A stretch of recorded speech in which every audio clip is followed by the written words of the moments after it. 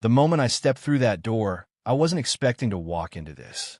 A pregnant woman, crying, pointing at me like I was the villain in her own personal soap opera. "It's his," she sobbed. "The baby is his." My brain short-circuited. "Lady, I've met you twice. Once at a wedding where you spilled wine on my shoes, and once just now. Unless this is the world's longest pregnancy." Silence. Then my grandmother's teacup hit the saucer so hard it cracked. Everyone was staring at me. Not at her. At me. Did I say that out loud? Let me back up. I just walked into my family's house after 2 years working overseas. I expected hugs. Maybe a cake. Instead, I got a stranger named Su Yin sobbing on my grandmother's good couch, and my entire extended family looking at me like I'd personally ended civilization. Okay. Cool. Cool. This is fine. This is normal homecoming behavior. That last part, apparently, was not just a thought. My aunt gasped. He's not even denying it. I haven't said anything yet because I don't know what's happening. He admits it. Su Yin wailed, louder now, hand pressed dramatically to her belly. My grandfather's jaw tightened. The whole room tilted toward me like a courtroom that had already reached a verdict. Wait, why does her crying sound rehearsed? Like she's hitting a beat she's practiced. And why does she keep glancing at the door every few seconds like she's checking if someone's watching her perform? The room went dead quiet. My eldest sister, Jiang Wei, ice cold, razor sharp, the kind of woman who ran a logistics empire before breakfast, leaned forward a fraction. Just a fraction. Like she caught a thread. "Performed," she repeated softly. Interesting choice of word. Oh no, they can hear me. They can actually hear every single thought in my head. "Yes," Jiang Wei said flatly. "We can." The room erupted. My mother demanded a paternity test on the spot. Su Yin clutched her stomach and insisted there was no need, that a mother knows, that this was an insult to her pain. Funny how a mother knows only applies when it's convenient. Also funny that her crying stopped the second nobody was looking at her face. I just watched it happen. She wiped her eyes, checked her phone, started up again the second my aunt turned back around. Jiang Wei's eyes narrowed. She hadn't been looking at Su Yan's face. Now she was. "She's right," Jiang Wei said quietly. "Watch her hands." Su Yan froze. "And that ring on her left hand, that's not a wedding band. That's an engagement ring, and I've seen it before. At the Hung Yuan Gala. On the hand of the man my younger sister Lin. She has been dating for 6 months." I clapped both hands over my own mouth. Too late. Su Yan's face went white. And across the room, my second sister Lin, she, glamorous, soft-hearted, the kind of woman who fell in love the way other people fell downstairs, went very, very still. My grandfather rose slowly from his chair. He hadn't said a word this whole time. Now the silence around him felt heavier than anything that had been shouted. "Say the name," he said. Quiet. Final. I don't even know his full name. Just Chun Hao. Tall, kept checking his phone all night, kept stepping outside to take calls. She was there too, in the corner. They left within 10 minutes of each other, and I thought nothing of it. Why would I? "Enough," Su Yin snapped, suddenly composed, suddenly not crying at all. "This is insane. You're letting him talk his way out of this with some imaginary story." "It's not imaginary. I remember the car. Black sedan, dented bumper, parked 2 blocks down because he didn't want it seen near the venue. I remember because I almost backed into it." My grandfather's eyes didn't move off her face. "Whose car?" he asked. "Has a dented bumper, parked 2 blocks from the Hung Yuan Gala. 3 months ago?" Su Yin didn't answer. She didn't need to, because at that exact moment, the front door opened, and Chun Hao walked in. Phone in hand, mid-sentence, completely unaware he was about to walk into the one room in the world he should have run from. He looked up, saw Su Yan, saw the family, saw Lin Shi's face. My grandmother's voice was colder than I'd ever heard it. "Do you know this woman?" Chun Hao's smile flickered like a bad signal. "Of course not. Lin Shi, baby, don't listen to this." He used the pet name on cue. Practiced. Like the crying. Like everything about tonight. They're not even good at this together, which honestly is the most insulting part. The room went silent again. Lin Shi, who I'd always thought of as the soft one, the one who cried at commercials, stood up slowly.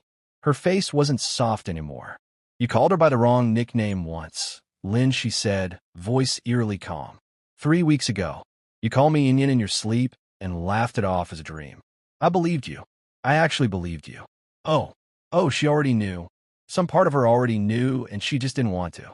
Lin Shi's eyes flicked to me, just for a second, and something in them cracked. Not from the betrayal. From being seen. Get out, she told Shen Hao. Then to Su Yin, both of you. And take your test results with you, because we both know whose name is actually going on that birth certificate. They left. Nobody stopped them. Nobody needed to.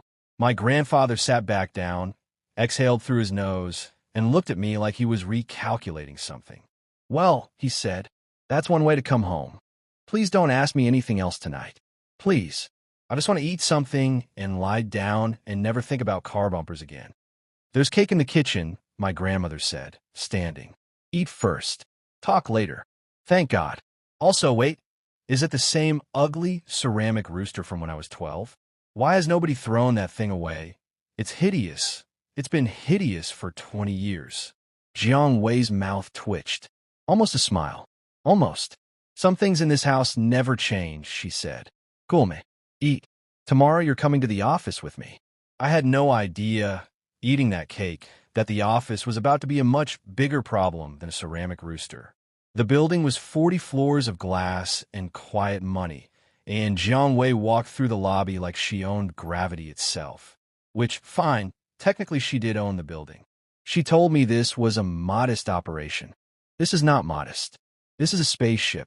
Why does our family undersell everything? A few heads turned as we passed. Jiang Wei didn't acknowledge any of them, but I caught the way people straightened when she walked by. Respect, sure, but also something tighter. Fear, maybe, or just exhaustion. We reached the executive floor. Through the glass wall of her office, I watched her review a stack of reports, completely unbothered, completely in control. She's incredible. Actually incredible. I don't think I've ever seen anyone work like that. Like nothing could touch her. For half a second, something in her shoulders eased. She didn't look up, but she heard it. Then I saw the folder on her desk. Audit Division. Pending review. Q3 discrepancies. Wait, that number doesn't match what her secretary told the board last month. That's a 12% gap. And I remember, didn't her secretary, the one who's been with her 8 years, the one everyone trusts, didn't she just open a second account under a name that isn't hers? I saw it on a notification on her phone in the break room. I wasn't even trying to look. The pen in Jiang Wei's hand stopped moving. Just stopped. Mid-stroke. She's not going to react.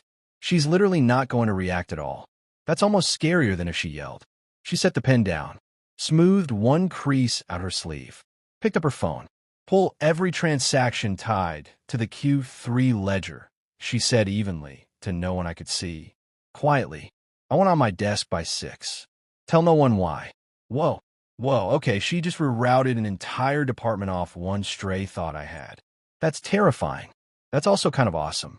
It's not the thought, Jiang Wei said quietly, finally looking at me.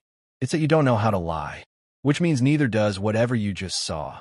I had no idea in that moment that I had just stopped my sister from going to prison. We left her office an hour later. In the hallway, a young assistant nearly collided with us, arms full of binders, tie slightly crooked, badge reading Joe, junior executive assistant. Ms. Jiang. Sorry, I didn't see. He scrambled to catch a sliding binder. He looked so familiar, like I've seen him somewhere before, except I haven't. Except, why do I feel like I already know how this ends for him? I didn't understand the thought myself. It just arrived, fully formed, heavy in a way none of my other thoughts had been. 8 years from now, he's still here. Still loyal. Still the one who stays in the office until 2 a.m. when everyone else has gone home. Still the one who takes the blame nobody asked him to take. Still the one who No, I don't want to finish that thought. I didn't get to choose not to. It came out anyway, quiet, half-formed, more feeling than words. He's going to give everything to this place, and nobody's going to notice until it's too late to thank him. Joe blinked, confused, clearly not following. He'd only caught fragments. But Jiang Wei had caught all of it. She didn't say anything. Her face didn't change, but something behind her eyes shifted, the way a door shifts when it's been quietly unlocked. "Joe," she said, "cancel your afternoon. You're joining us for the site tour." Joe's face lit up like she'd handed him the moon. "Really?" "Yes, yes, of course, Ms. Jiang. Thank you." He has no idea what I just saw.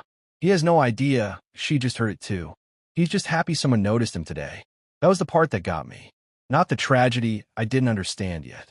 Just that, happy over something so small. I didn't say anything else the rest of the tour. For once, my brain had the decency to stay quiet. By the time we reached the executive dining room for a family lunch that was really a board strategy meeting in disguise, my thoughts were apparently done being polite. Uncle Phone was mid-toast about family unity when my brain helpfully supplied. He's been quietly selling off his shares to a shell company for 4 months. That's why he keeps forgetting to attend votes. Uncle Feng's toast died in his throat.